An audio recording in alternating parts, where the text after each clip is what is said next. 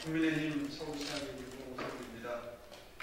오늘은 번역별 발전 방안에 대해서 제 오랜 고민과 연구의 결과물인 공약을 발표하도록 하겠습니다.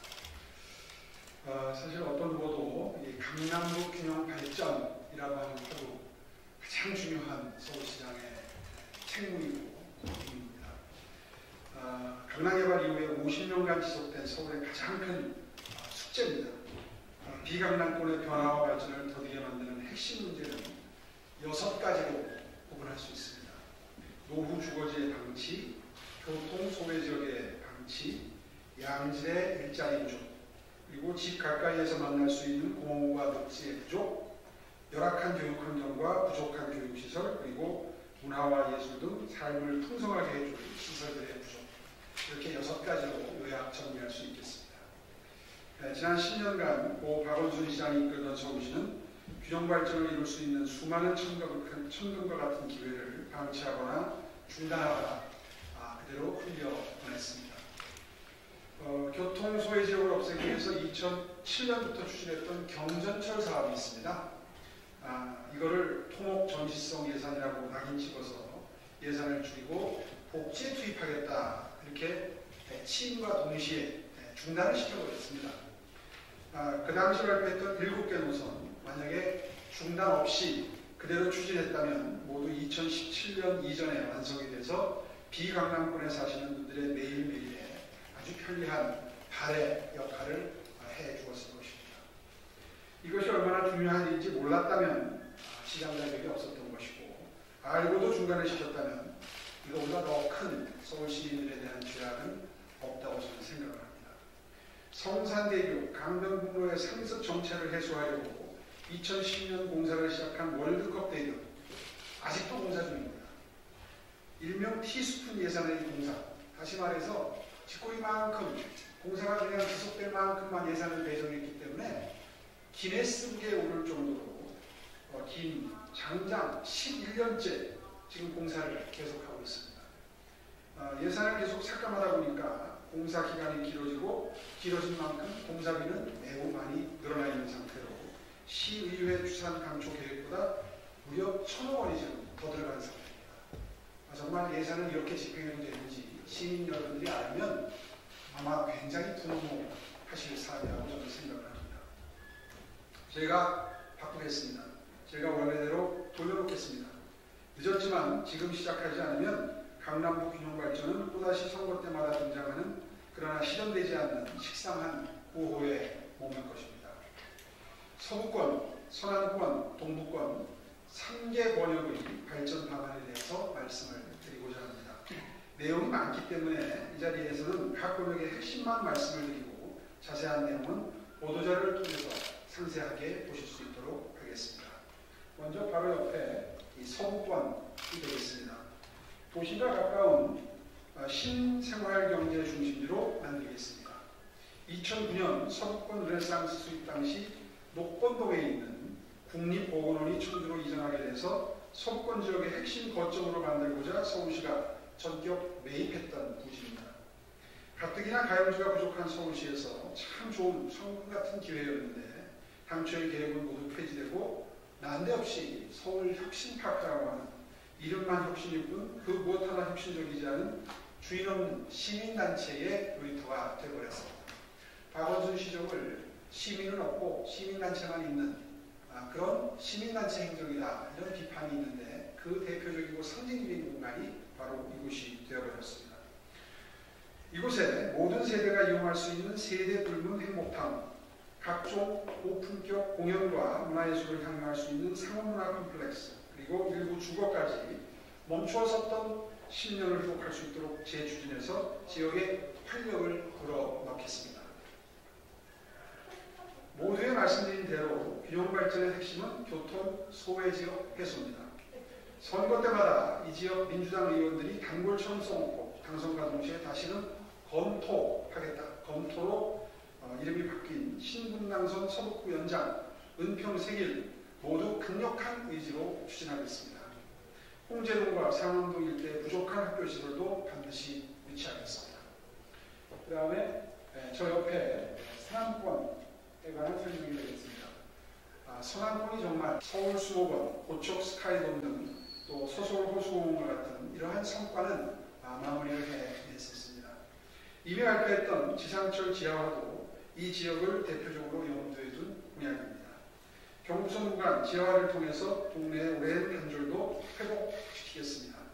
영등포역에서 금천구청역 구간을 지하화하고 역세권을 복합 개발하면 일대의 모습이 상전역회로 바뀔 것입니다. 구로구의 신도림동, 고척동, 오류동, 계봉동, 가리봉동, 금천구의 가산동, 독산동, 시흥동 등이 지금과는 많이 다른 모습이 될 수 있는 변화입니다. 쉽지 않은 사업이고 반대도 엄청날 것입니다. 그러나 도시의 여건이 바뀌었고 반드시 해결해야 될 과제로 선정되었습니다. 중공업지역 문제도 해결하겠습니다. 서울 전체 중공업지역 면적의 82%가 서남권에 몰려 있습니다. 산업지역이 많이 바뀌었고 이제는 당시의 제조업이 30%도 남아있지 않은데 경직된 도시계획 기조를 유지하는 것은 서울의 미래를 위해서 바람직하지 않습니다. 현황에 맞는 용도가 입지할 수 있도록 그리고 지금까지 서남권 지역이 받아왔던 차별을 해소하는 차원에서도 이번 기회에 큰 틀에서의 변화를 반드시 만들어내겠습니다.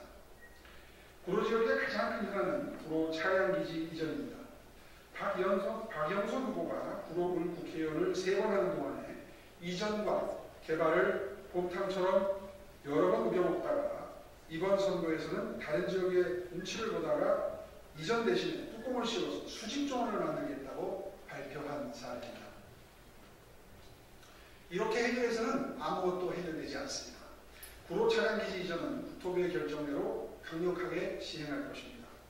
이 지역에는 구로 차량기지와 함께 변화를 꿈꾸는 2개의 지역이 더 있습니다. 구로 공무상가와 신도림 일대 재개발 지역인데요. 이 3개의 지역을 함께 엮는 마스터 플랜을 수립해서 남겨야 할 시설은 첨단 형태로 바꾸고 부족한 신규주택이 함께 어우러지는 복합개발을 통해서 지역의 랜드마크로 만들어서 서남권 전체의 지역 발전을 견인할 것입니다. 다음은 동북권입니다.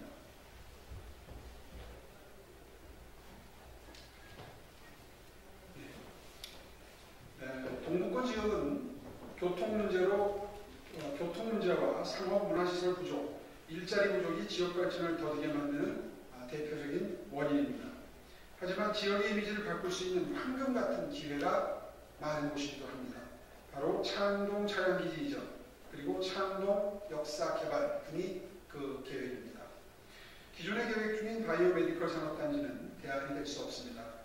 기업의 본사 등 항구적이고 자생적인 일자리 창출이 가능한 기성 업무 기능이 자리해야 합니다.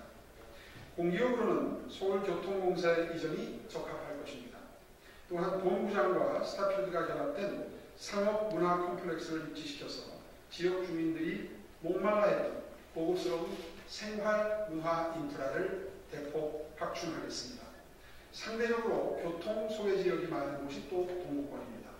면목선과 강북 횡단선, 4호선 급행화와 우이신설선을 방학동까지 연결하는 일도 빠른 시일 내에 진행하도록 하겠습니다.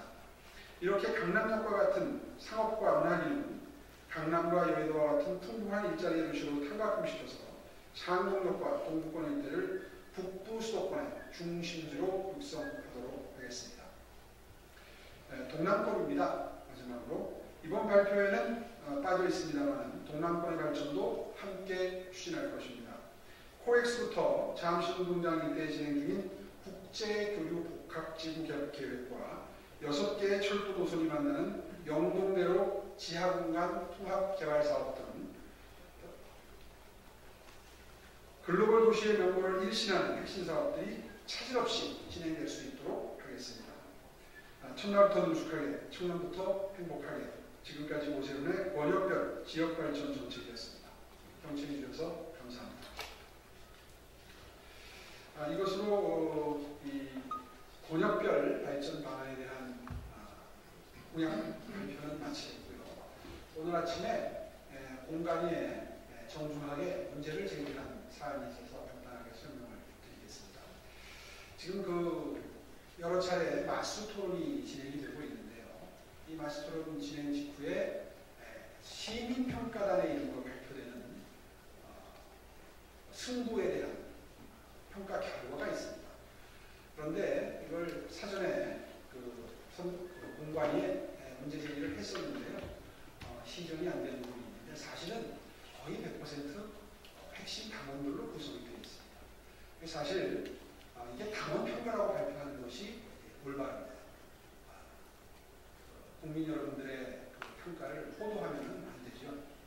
그런데 이것이 당원 및 시민평가단이라는 실체를 어떤 의미에서는 좀 왜곡하는 평가단의 이름입니다. 그 이름으로 발표되다 보니까 마치 그 일반 시민 여러분들 중에 객관적으로 많은 분들이 선정이 돼서 1000명 정도가 발표하는 것처럼 그렇게 일반 시민들, 국민들은 잘못 알게 되는 일이 벌어졌는데 이것이 언론에 이제 계속 확산되고 재인용되는 결과를 보면서 저는 좀 바로잡아야 되겠다 하는 생각을 했습니다. 그래서 아침에 공관위에 이 토론평가단을 원칙적으로 해체하는 게 좋겠다. 왜냐하면 각 당협위원장들이 50명씩 추천한 사실상 핵심 당원들입니다. 그분들의 평가가 시민들의 평가로 왜곡되어서는 안 되겠다 하는 차원에서 이 일을 제기를 했고요.